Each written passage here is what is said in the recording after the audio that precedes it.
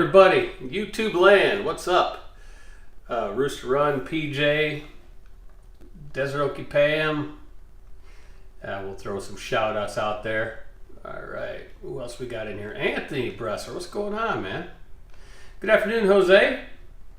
Yeah, so trucking reality, Streamline, short up the ship. What does all that mean, right? We all know that we are in a hostile trucking environment right now, right? We got rates are up and down depending on what part of the country you're in. Fuel is through the roof and going to keep climbing because of things that are going on, you know, around the country and around the world, right? So that means you're going to have to really watch what you do, watch how you fuel the truck, idling the truck, and so forth.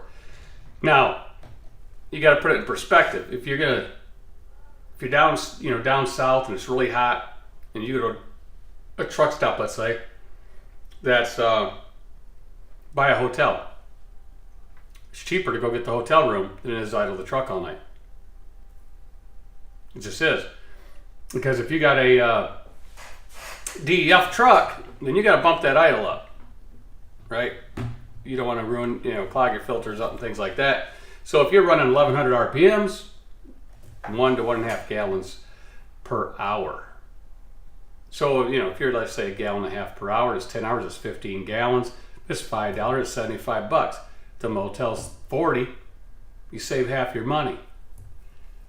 Plus you get a free shower. Look at it that way, right? Well, you can look at it that way. Who else up in here? Canadian Freight Broker. What's going on? I didn't get that text, CDN. I didn't get it, Rob. Cool Trucking. What's going on? Paul, what's happening? Hey, from Denver, Colorado, having heat wave here. Yes, Denver is hot. It could be, roasting like crazy over there. What's happening, Stuart? What's going on? I ain't seen Stuart in a while. How are things going, Stuart? Probably real well. You're an intelligent guy. So there's a link. If anybody wants to join in, they can join in if they want. And I'll just pin it up top and so forth. So, watch your fuel. Look at all your fuel stops on the way. Pick the best fueling point and get your fuel. And sometimes also look at the mom and pops, right? Because sometimes mom and pops have a bigger discount just on the sign than what you get at the TA Petro, Loves, Flying J, Pilot. Because those big conglomerates, they have huge fuel discounts for big carriers. So what does that mean? Mom and pop could be even lower than the fuel discount because, they got the price jacked up. Let's face it, the price is jacked up. Nice up here in North Dakota. And that's another thing, right? If you have an APU and you don't want to waste fuel idling, then run the north, right? Cool Trucking. You run the northern states, you don't have to idle your truck. You can always do that too. Let's kick Stuart out of here. We don't want Stuart up in here. What's up, Stuart? What's up, man? How you doing? Hey, man. Hey, hey, you're relaxing. That's a big sleeper, bro. What's that? That's a huge sleeper you're in. Oh yeah, I'm in my room. I've been doing this the St. Louis to Atlanta stuff back and forth. Yeah, Stuart, if everybody don't know, Stuart has this humongous 240-inch Legacy sleeper. There it is, vaulted ceilings. Make Legacy look tiny. He's even got a ceiling fan up there. Yeah, he's got a tray ceiling. Double French doors going out the back, so he can just walk out there and hook up the trailer. Yeah, exactly. No, it's been going good. I've just been doing the St. Louis to Atlanta, but the Atlanta dedicated loot. Yeah, sort of. It's like Whirlpool, P&G, and then Chet pallets. It's sort of a free thing, and it's consistent. I mean, it's boring trucking, right? It's boring as. Well, yeah, you see the same things over and over, and the same stops, and. So, the sucky part is the Atlanta leg, because I can get back to the house like every other night. The Atlanta leg, I have to go in at night and come back, drop and rehook at night to be able to make it back to the house. So I'll be driving tonight, which sucks, but it's the way to get to the house a bit more often. So, but you could bypass that spot if you wanted to a couple times. Be less stressful on you. Yeah, I'm sort of liking it though. You know, you gotta make sacrifices to do what you want to do, right? So, right, exactly. Yeah, it's all about sacrifice when it's business, right? Yeah, no, for sure. But it's funny you were saying about the fuel there. So I actually jumped in. So there's a fuel stop. So I live at Exit 2 in Kentucky. You got the there's a Marathon and there's a Flying J. Flying J on the other side, yeah. Yeah. So every day that's mainly where I fuel up, just because it's right by the house here, right? And I use RTS and Mudflap, and each day I check it because they flip flop between the two on who's the cheapest. Right. Same stop. But it's like you just have to like check each individual card because it just flip flops between the two. One day Mudflap will be cheaper, and a couple of days later it'll be the RTS, and just back and forth. You know, you just don't want to get comfortable and just start filling all the time with the same thing. You know, you got to shop it everyone. Right? And why is that? Right? It should be consistent amongst cards. You would think, right? I would think so. I mean, the part of me thinks, and I don't understand it fully, but obviously it's volume purchasing, right? So if RTS is committed to a certain volume and RTS is committed to a certain volume for that, I don't know if they do that on a weekly basis, a monthly, quarterly. I don't know how that works exactly. I'd like to know because it's sort of interesting why it flip flops like that. But yeah, no, it's weird how it does that, you know. Yeah. So like with ours, the one discount we have in ours for T.E.N Petro. They send an updated sheet every single day, and it's different every day, right? Yeah. But for us on that program, it's a quarterly volume is what they go by. Okay. Yeah. So, if you purchase the right quarterly volume, then you could be cost plus 5 cents or cost plus 2 cents, right? Because they have different ranges for volume on those on the fuel cards. So it could be every few days, maybe they're going on their discount. Maybe they're going by the volume of that time frame, right? So many far back, and then they could jump down to a different level and go back up. Who knows what their actual contract is. And then the other weird thing about it is that's exit 2, then you go up to, I think it's exit 6, right? It's the two pilots are across the road from each other. Yeah. Same drivers are delivering it. It's the same damn trucks, but that'll be like 15 cents more. Is Loretta Lynn's kitchen still open up there? It's right by the pilots there. It's across the street. I've never been there, man. There's a Mexican restaurant there, like up, where the TA shop is. You go up the hill. I used to go to that restaurant with the family because we love Mexican food. So, but yeah, it's weird, man, how that shit works. I don't get it exactly. Just why it flip flops so much. I mean, or I was looking at ours, and let's say it went to 10 cents, but in the same state, just a few miles up the road is 58 cents. Yeah, makes no difference. It doesn't make any sense. It's weird how it does that. So I don't know. And then part of me is like, do these bigger chains maybe mark up knowing that there's a discount? Unless with T.E.N Petro, because a lot of those are, are some that are franchised, right? Yeah. So maybe the franchise models are the lower priced. They could be. Yeah. Because they don't have to follow the exact game plan, Mm-hmm. Yeah. No, that would make sense. And then where they're buying it from, right? I mean, I know like in Nashville, for example, I think there was like 4 or 5 fuel depots. Right. So maybe if they're, each one is pricing it differently, and maybe that would be why. It's interesting to learn about that for sure. Because I think if you know what's happening, you can predict maybe a little bit better where to buy your fuel and when to buy your fuel. But we don't know what's going to happen, right? I mean, we could wake up tomorrow and fuel could be up another 50 cents, or it could be down 10 cents, or it's a really volatile time period right now. Yeah, no, for sure. I'm still over the. I mean, I know the freight volumes came up a little bit. I think last time I checked, but But I just went to the store. I just took my kids up to the store, to the Family Dollar. They wanted to get some stuff, and the store's empty, man. I can't believe it. Like, it's the shelf set just bare. I just don't. I don't know, man. I mean, I hate to be the one that's a negative Nancy, but like, you think, if it's Venezuela or Cuba, and it's like, it's heading that way, as far as you look at the shelves, and why, is it a stocking issue? Is it a transportation issue? Is it a manufacturing issue? I don't get it. Is it just the cost? They just don't want to produce because of the cost of the good. It costs too much to produce it. Yeah. Well, that goes to, let's talk about parts for semi-trucks. Yeah. Why aren't they making the parts? Where are the parts? Yeah. I mean, you got to wait for a water pump. Come on. That part should be available anywhere.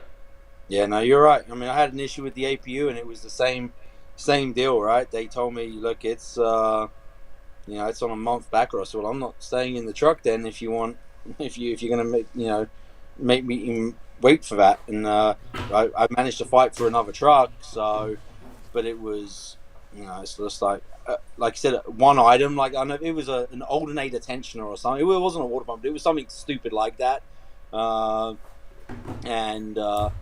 That stuff should be readily available, in my opinion.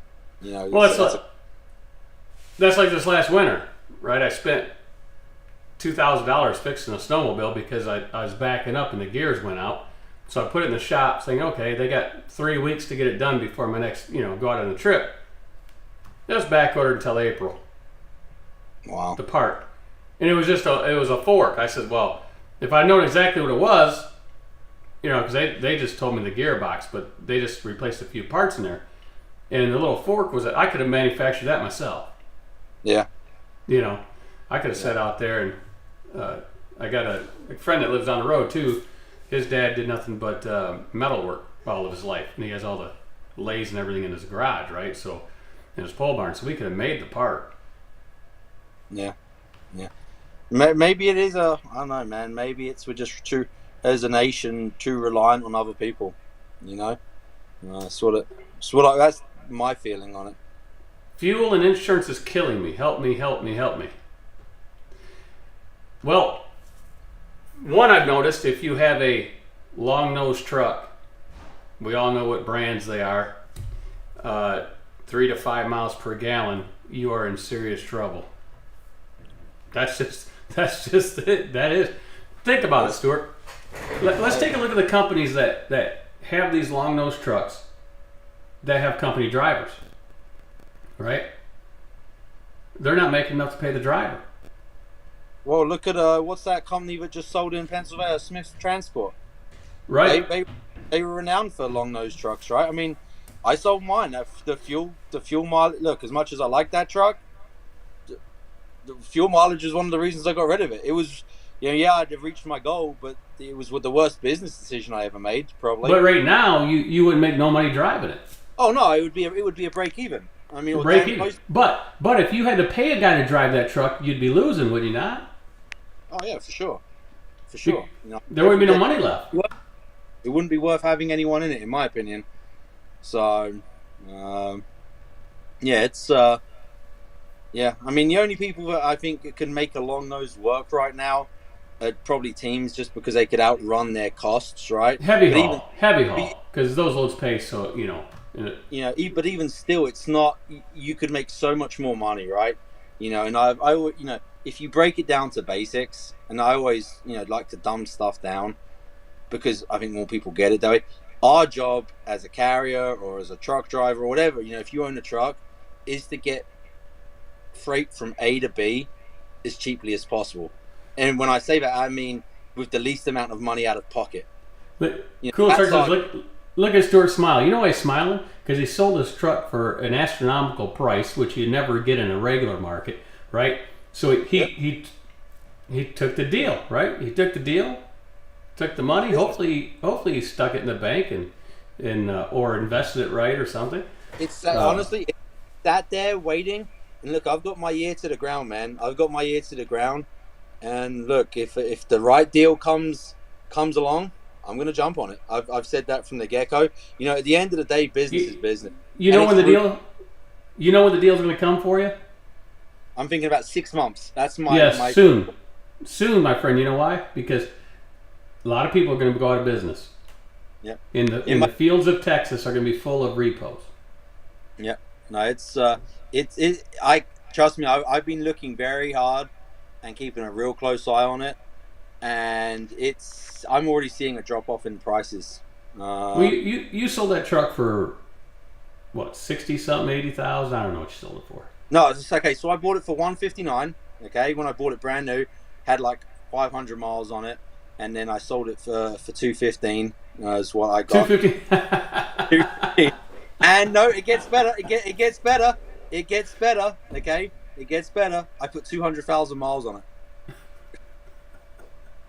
it. So the guy that whoever bought it from you paid you an extra 55,000 to run 200,000 miles on that truck, basically, right?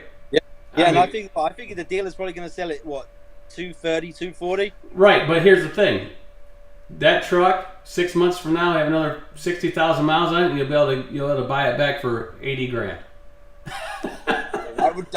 Hey, if that happens, I don't know. Actually, no, I wouldn't buy it back. Like I said, as much as I love that truck because it's the long nose and it's, I don't know, it's that status symbol, it's a dream thing, right? You would buy a fuel efficient truck. Yeah, it's not the right business decision, you know. The fuel costs and stuff just didn't make sense. Look at it this way. Here's what you do. You'll buy a fuel efficient truck, whether it be a Mack high efficiency, a Volvo, or a Freightliner, or maybe the T680. What do they call it? The new model coming out. I forget the name of it. But anyway, you'll buy one of those fuel efficient trucks, and it'll be okay. Why? Because you've already drove the dream truck, right? You had it, you drove it, and it's out of your system. Yeah. So should I tell you what my biggest challenge is right now? And you're probably going to laugh about this, and it's probably going to go over a lot of people's heads. I've got to do something before the end of the year because I don't want to pay capital gains. Oh yeah, you have to pay 20% capital gain. So I'm trying to do something before the end of the year so I can get out of doing that. That's next year. That's it. Right now. Right. So, well, you'll have one big capital gain. Right? You have a big capital gain. Mm-hmm. Yeah. So whether you do something like, you know, whether you buy a truck or, you know, you buy something else that's trucking related or that you can write off. Do you live on a farm? Yeah. I've been looking at some tractors, but once again, it's one of them deals to where buy a farm tractor. The problem is if I do it, I'm gonna be screwed on that deal as well because I'm gonna tractors are expensive right now. I'll sell you one. I've got one. I got a little Kubota, like 24 horsepower Kubota. And I'll sell you a 60 horse tractor. Well, let's talk about that. Let's talk about that later. I'll sell you a 60 horse. I'll give you a 60 horse Mahindra. Has it got a cab, like an air conditioned cab and stuff? Yes, it's got an air conditioned cab. It's got a front bucket. It's got a backhoe. It's got a 15-foot wing lawnmower to attach to the back. You could go down 15 feet at a time. We might have to offline afterwards. We might have to have a chat here offline because I've got to do something. So I need to do something, man. Got to buy a tractor, farm tractor. Yeah. I need something that can move round bales around. That's what I need. So this thing will pick up like 1,500 pounds, 2,000. No, 30. I think it's about 3,800. Oh shit! Okay. Yeah, if you put a spear on it, yeah, it'll do about 3,800. I got a grappling hook for I got a grapple for it. I got a blade. Yeah. Yeah, I got a snow blade for it, and I got some other stuff too. But yeah, we'll have to have a chat offline about that, man, because I might be very interested in that. Because the Kubota deal is asking stupid money, man, for what we want. So I think it was like was it a 60 or 70 horsepower with cab and stuff, and they're up at over just that, no attachments, right? Just the bucket and a spear, on a box blade, and we were, I think it was like 70-something thousand is what they were asking, with no attachments. Well, I got this. Now get this. I bought this tractor. A guy ordered it, special ordered it. Mm-hmm. It was back like in June of last year, let's say, right? And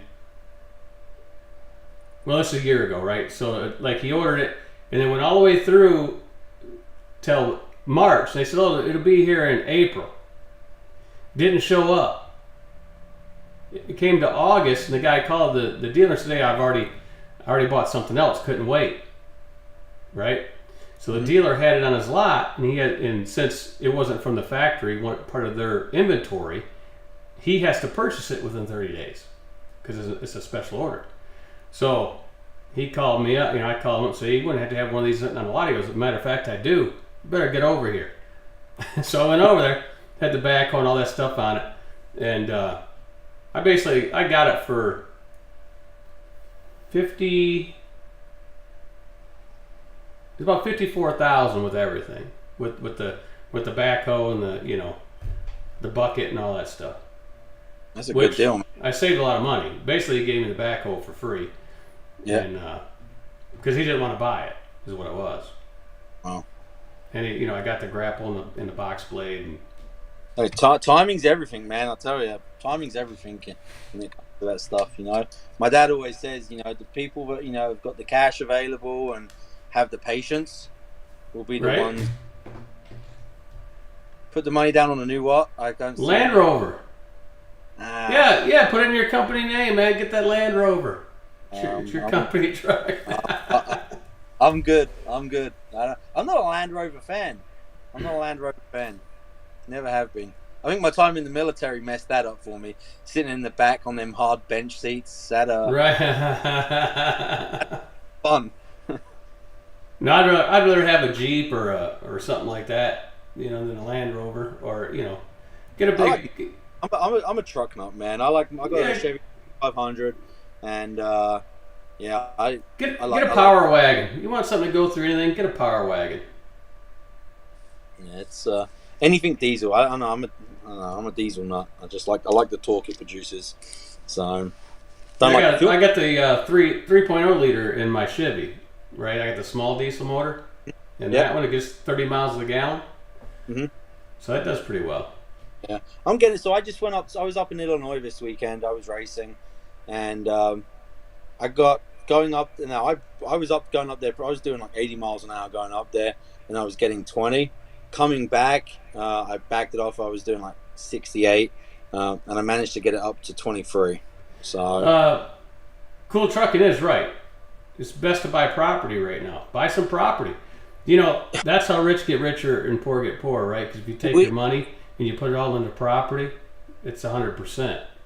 We've actually been looking at that, me and the wife. So my wife's in like the food and beverage hospitality side of things, and she has this vision of starting like moving a little further north, up more towards Louisville, and doing she doesn't want to do like semi bed and breakfast type of thing. But she wants to do like bourbon tour trails because she's got a lot of connections in the distilleries and stuff up there. So that's sort of one of her dreams. And it's like if we could do it like get like 100 acres or something up there, that would be nice. But it's once again, it all comes back to price, right? I mean, so where I bought in Franklin here, I got 7 acres. They've just put the lot up next to us for sale, which is 112 acres, right? And they're asking $4 million for it. I mean, I just so close to Nashville. Yeah, I bought 72 acres north of us of farmland, and I got a really good deal on that. Yeah, once again, it's all timing, right? I think if I can hold out and wait till people are hurting a little bit, and people that are holding that land are willing to try and cash out, that's when I'm going to pull the trigger. Right? Because I don't want to put, I see interest rates are going up and stuff like that. We're like 2.5% on this house here. Now it's 5%, or you could get a 10-year at 3.88, but that's still too high. You know, it's for me at that point. It's just like, well, we might as well just pay cash for it, and hold out and just come in with a cash deal, and maybe we could once we've done that, then maybe we could, if we own the land, with the cash, we can then just sell this place and do like maybe is it a builder's mortgage or something, a builder's loan, build what we want.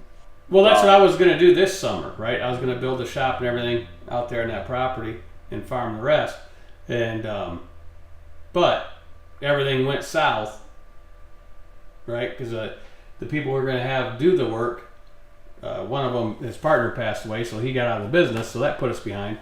And then all of a sudden the interest rates started going up and everything else started going, so I said, well, just wait until next year.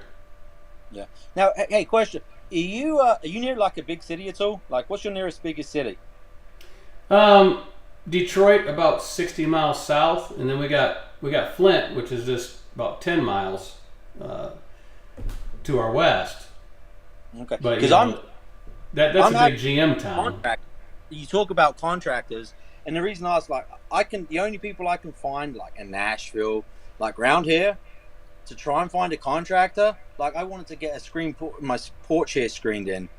Trying to get people to come out, it's yeah. We want to get a new get our cement redone on our walkout, and it took us 6 months to find somebody, and then it took him 3 more months to even show up. It's like 9 months to get some cement poured. Yeah, I don't get that. I mean, I don't understand how people run their business like that. I don't either. It boggles my mind that people can be so lax. I mean, look, I'm calling you, asking you to do the work, like practically begging, hey, come out, we'll pay whatever we need to pay. And it's like, well, we'll see. And it's just like, really? I don't see how people run a business like that. It's crazy. He says, look at Classic Country Land or Land Modo. Kentucky land for $199 down. Yeah, but he wants that big spread just by his house. He wants it right up the road. I talked to the farmer because my concern was they don't have planning permission, but they have approval, I guess, to build 40 homes in there. And I'm like, I don't want all these people around me, right? So that's sort of like look hard now for the land. I even tried buying some. I even spoke to him and said, hey, if I buy 5 acres of it, could just to try and give me some more space. He's not even willing to budge on it. He's like not even interested, man. It's crazy. So gotta find out what they want here. Well, yeah, that's what they were gonna build. This land we bought, they were gonna build a couple hundred houses all the way through, right? There was some more. There was another 80 acres that matched up to this, and they wanted like almost 300 homes through the whole thing. Mm-hmm. And I guess I wrecked their plan because I'll build one home. Yeah, that was sort of part of my thought was if I was to buy a couple of acres and then just build a couple of just screw up their plans pretty much. That was my thought. And I think they caught on to what I was trying to do, but it is what it is. I think there's better deals to be had out there for sure. So that's what I'm going to be doing. But Lexington, Louisville area, East Kentucky. Yeah, no, we'd like Bardstown and stuff like that. Even a little further south. Maybe Elizabethtown. We were looking at some signs to look at that type of area. I think would be good for like bourbon tours and stuff like that. So, but it's all just waiting for the right deal to come along. That's the thing. So once that deal shows itself, we'll probably jump all over it. But it's just timing. Hey Stuart, you want some teenagers? No, I've got 2 of mine are here for the summer because they live down. They didn't want to go up here to Kentucky. 3 of them. I mean, 3 of them. You want to handle 3 of them? I'm good. I got my hands full as it is. I just took one truck with me the other day up to St. Louis, and it's especially teenage girls. It's like two girls and a boy. You want to handle that feat? Yeah, no, I'm good. I got my hands full, man. I got my hands full. Yeah, I took the grandson out yesterday driver's training, right? Let them drive the pickup. What a blast that was. Are you a good teacher though when it comes to that? Are you? Well, yeah, just like when you teach semi truck driving, right? Yeah, you gotta teach them, especially you get on the highway. You know, that ramp's meant to be at highway speed by the time you get to the dotted line. And if there's a truck, make sure you're way in front of it before you get in front of it. Yeah. And you don't slow down; you just keep on going. Yeah, I mean, I think the biggest bit of advice I gave my son when he started driving was, when you make a decision, just follow through with it. Whether you're right or wrong, you know, if you're going to pull out, just go for it. I was like, when you start hesitating, that's probably when you're going to get yourself in trouble. Just own whatever you do. Don't pull out slow. When you look and you start to go. Because if you go too slow, look back, somebody's going to be there. Yeah, no, exactly. You know, I think that's causes a lot of accidents, hesitation, right? Because if you hesitate, here's the problem: the person in the other four-wheeler driving down the road that's gonna, you know, hit you in the back quarter panel or whatever because you're going too slow. They're like this, and they're on Facebook or something, and they look up, and there you are. You know, if they've been paying attention, they just slow down, right? Yeah. It's crazy world out there, man. It's a crazy world out there. So, but anyway, I'm gonna get off here, man. I've got some stuff I got to do before I roll out of here. So yeah, that's another thing, Stuart. Because I do this too. You can lease out a lot of your land, right, to a farmer to farm it, and that'll pay all the taxes on it and everything, and then some. Yeah, no, that's definitely something I could do as well. I don't think I really have enough right now. I mean, I only got 7 acres here. I really don't have much to. I mean, it's more just like a small pasture, and it's really not much you could do. I've got a couple of cows on there and stuff, but I think, you know, when we get something big enough, that's probably something what we'll do is lease some stuff out.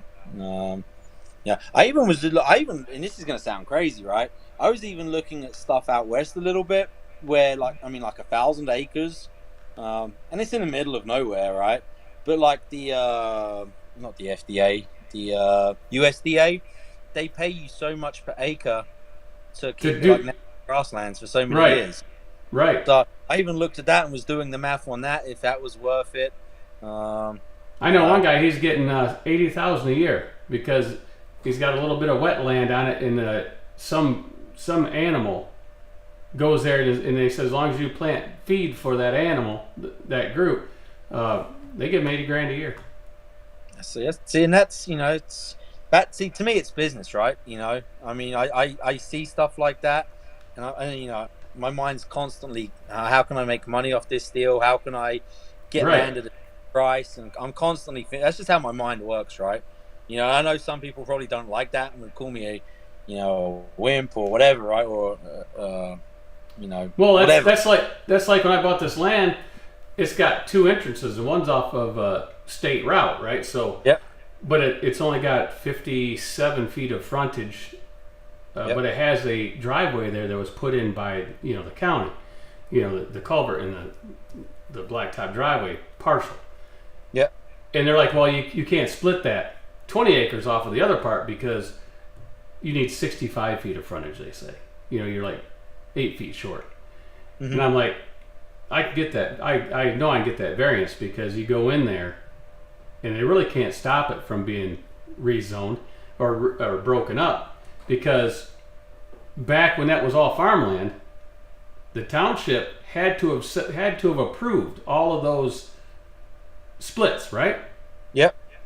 So they approved it, and they left that little 57 feet, but it goes back 100 feet, then it breaks off into 20 acres real wide, right? So I said, why can't you put a 10-foot driveway in or a 12-foot driveway and all the way back, and then build a house back in that part? And they says, well, no, you got to have 66. I said, no, you still got over 20 feet on each side.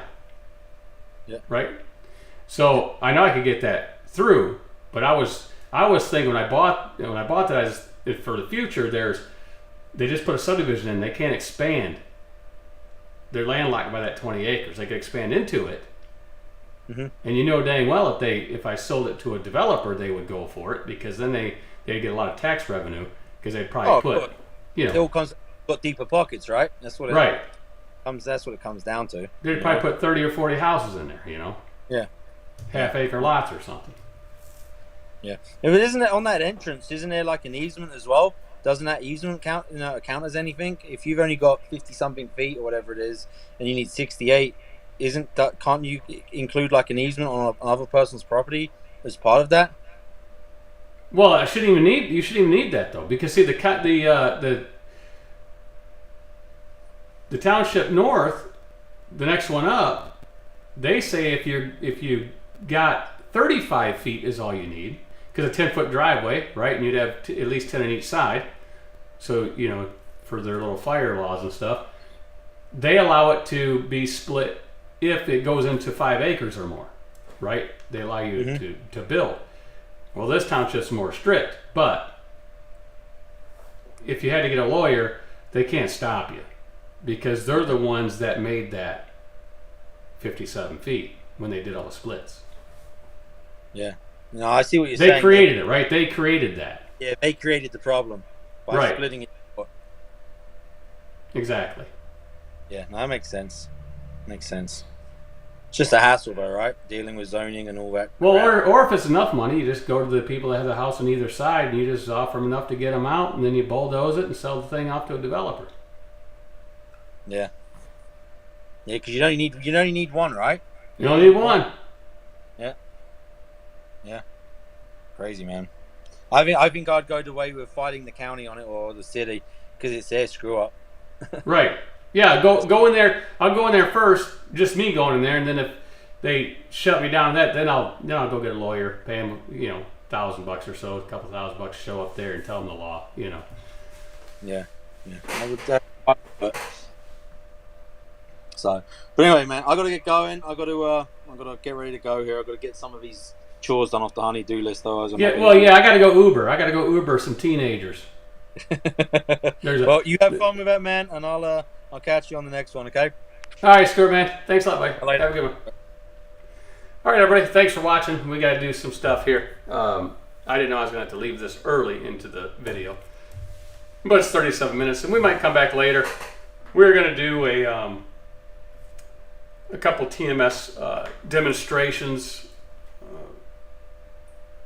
for next week. We might do one tomorrow night, probably. I don't know. We'll see.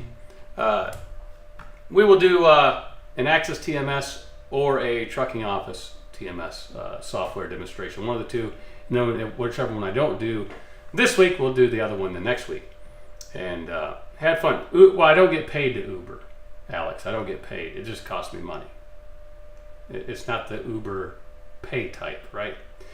This is free Uber, charity.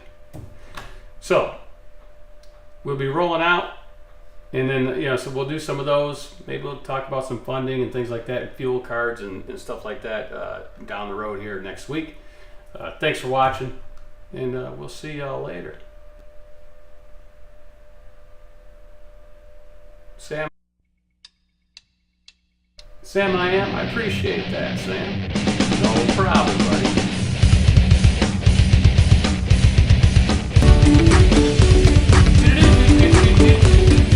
Thunder Funding, best funding company in the business, hands down, best fuel card out of all funding companies also. Trucking office, AXISTMS, right, all that stuff.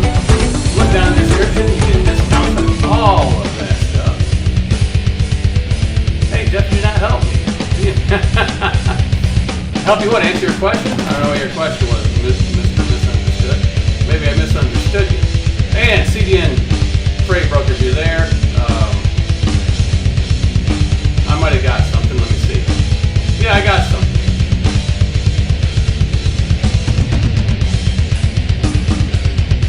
So let me sign in and see what they say.